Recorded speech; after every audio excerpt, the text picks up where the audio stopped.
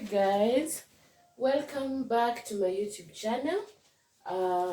It's Mwalimu R Gigi, your favorite teacher in the 254. Before you start using electricity in your premises, there's some of the process that maybe are behind the scene that you don't know. Kuna vitu zinafanyika behind the scenes that you don't know. Before that electricity reaches your place, imepitia pali pengi sana enye maybe unaweza kuwa ujui. So these are just we have to look where the electricity are generated, how it is transmitted, and up to the way you are using electricity. That is the consumer, the consumer point, at the consumer point. So we want to see generation, transmission, distribution. I think it's that generation, transmission, and distribution of electricity. So we want to look at this. Before you reach to the consumer, how does electricity reach the consumer? So generation, when we say that generation of electricity,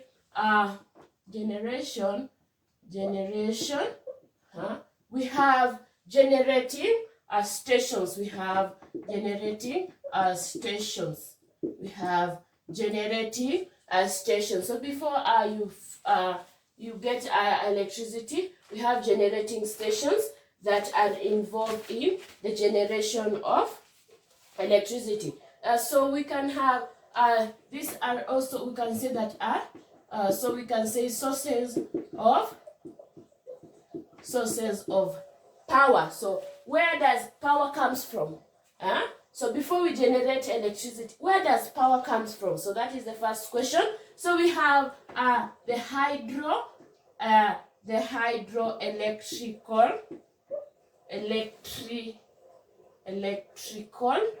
electrical power. So we have the power electrical power. We have the solar, electrical power. We have thermal. It's also called geothermal. Geothermal power. We have nuclear power station. So these are power stations. These are power station.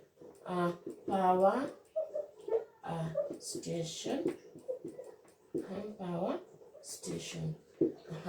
So we have nuclear, we have geothermal, we have diesel power stations. We have diesel power. We have wind power stations, and so on and so forth. So when we say hydroelectrical power stations, this is just from water bodies. Solar is from the sun. Thermal is from the steam. We can also say that is into brackets steam power stations, thermal. Then we can say nuclear is from fission of I've